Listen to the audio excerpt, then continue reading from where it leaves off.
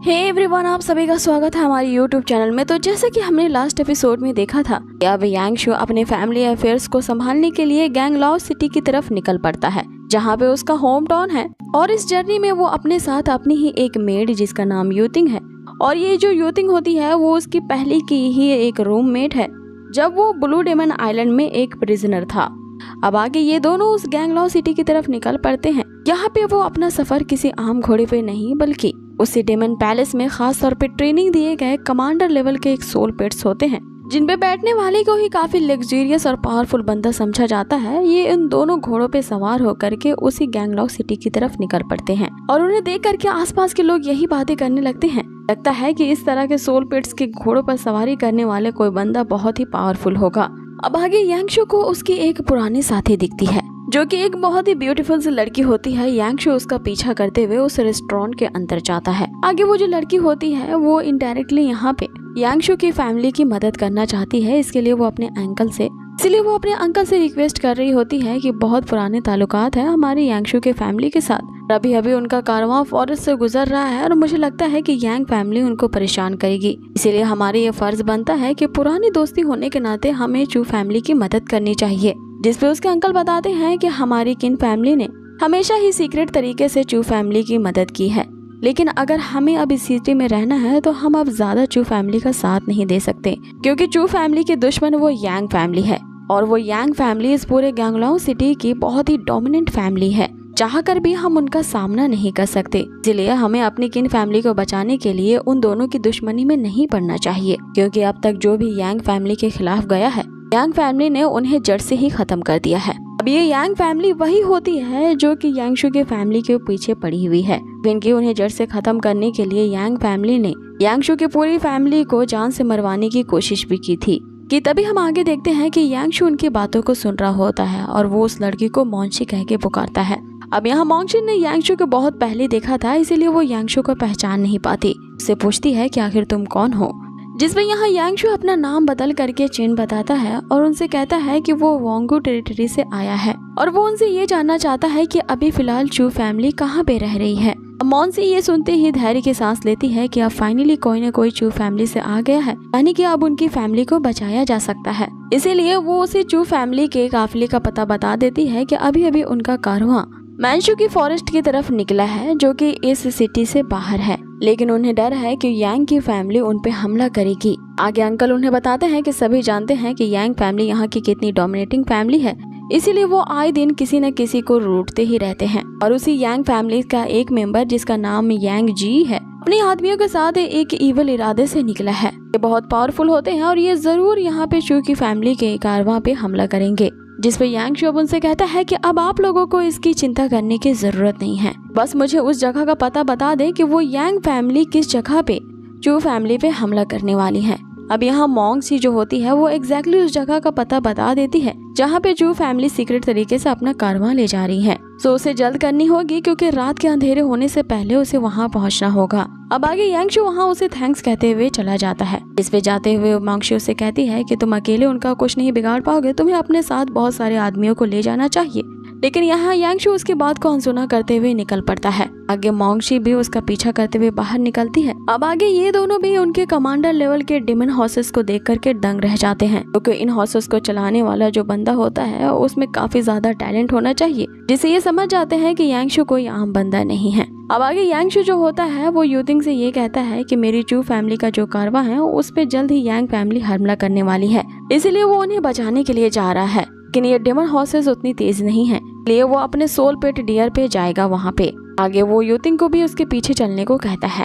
अब आगे यांगशु अपने उसी सोल पेट जिसका नाम थंडर ड्रीम बीस्ट है उसे समन करता है और उस पे बैठ करके वहाँ से चला जाता है। अब इधर पीछे से मोंगशी को ये लग रहा होता है कि उसने यांगशु को कहीं देखा है, इसीलिए यूतिंग से इसकी कंफर्मेशन के लिए उससे पूछती है कि क्या यह बंदा यांगशु है जो कि चू फैमिली का यंग मास्टर है। जिसमें यूतिंग भी उन्हें झूठ बोलते हुए यही बताती है चू फैमिली के यंग मास्टर का कंपैरिजन मेरे यंग मास्टर से हो ही नहीं सकता। आगे वो इतना कहते हुए वहाँ से निकल जाती है, लेकिन मोंगशी को यहाँ पूरी तरह से यकीन था कि यांगशु ही चू फैमिली का यंग मास्टर है। क्योंकि उसे उसका चेहरा कुछ जाना पहचाना सा लग रहा है। इसलिए अब वो भी अपने फीनिक्स बर्ड को समन करती है और इनके पीछे चली जाती है। यहाँ उसके अंकल उसे रोकते ही रह जाते हैं कि इन लोगों के पछड़े में इन्वॉल्व मत हो, लेकिन वो अपने अंकल की एक नहीं सुनती और यहाँ यांगशु के पीछे चल पड़ती है। अब आगे हमें रात का सीन दिखाया जाता है और इन लोगों को जो डर था वही हुआ था। यहाँ यांगशु की फैमिली का जो कारवां होता है उसे जंगल के बीचों बीच रोक लिया जाता है। चारों तरफ से यांग फैमिली यहाँ चू फैमिली को घेर लेती है और उनका माल लूटने के लिए उन पे हमले करने लगती है। यहाँ बुरी तरीके से खून खराबा फैल जाता है। सारे सोल पेट्स आपस में एक दूसरे से फाइट कर रहे होते हैं।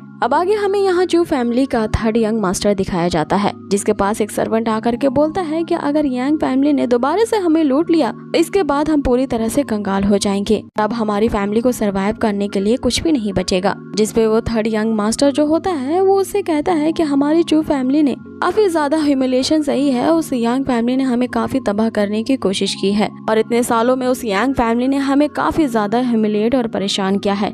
लेकिन अब की बार ऐसा नहीं होगा। हम अपने इस माल को अब की बार यांग फैमिली के हाथों में नहीं लगने देंगे और चाहे इसके लिए हमें अपने यहाँ पे जान भी क्यों ना गंवानी पड़े, मैं यहाँ पे पीछे नहीं हटूंगा। अब आगे उस थर्ड यंग मास्टर का एक सोल पेट होता है जो कि एक गोल्डन लायन होता है कि यांग फैमिली के सोल पेट्स पे भारी पड़ रहा होता है और इन सब का नजारा वो यांग फैमिली का सबसे पावरफुल बंदा जिसका नाम यांग जी है वो आराम से पेड़ में बैठे ले रहा होता है।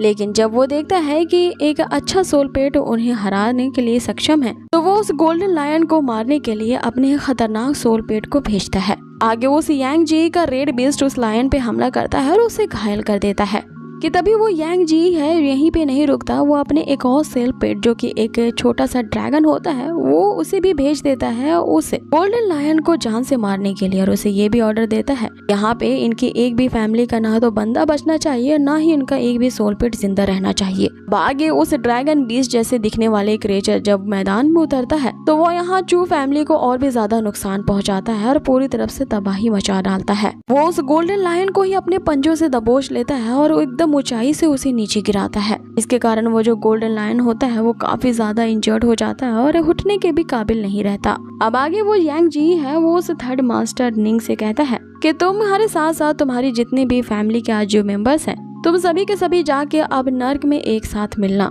क्योंकि यहाँ पे तुम सबकी मौत पक्की है। अब इससे पहले यांग जी का वो जो ड्रैगन क्रिएचर होता है इन्हें मारने के लिए एक जोरदार हमला इन पे करता है। उस पे ही हमला कर दिया जाता है जिससे वो जो बीस्ट होता है तिलमिला उठता है। अब यहाँ पे उस बीस्ट को मारने वाला और कोई नहीं बल्कि यांगशी ही होता है जो कि अब अपनी चू फैमिली को बचाने के लिए आ चुका था। जिसे देखते ही यांग जी उसे पूछ रहा होता है कि आखिर तुम्हारी हिम्मत कैसे हुई हमारे यांग फैमिली के मामले में टांग अड़ाने की। लगता है कि तुम हमारी पावर को जानते नहीं हो कि हम तुम्हारा क्या हश्र कर सकते हैं। आगे वो वापस से अपने उसी ड्रैगन बीस्ट को यांगशु को मारने के लिए भेजता है जिसपे यांगशु अपने स्पिरिचुअल आइज से अटैक करता है। अब आगे यांगशु का जो बीस्ट होता है वो भी उस क्रिएचर पे अटैक करता है जिससे वो नीचे गिर जाता है। अब यहाँ यांगशु जो होता है वो उस यांग जी से कहता है कि मेरी फैमिली नहीं बल्कि अब तुम्हारी यांग फैमिली ही एक दूसरे से नर्क में जाकर के ही मिलेंगे। अब आगे जो थर्ड मास्टर निंग होता है वो यांगशु को पहचान नहीं पाता लेकिन फिर भी उसे बचाने के लिए यहाँ उसे थैंक्स कह रहा होता है। जिसपे यांगशु उसे कहता है कि लगता है कि थर्ड ब्रदर आपने भी मुझे नहीं पहचाना,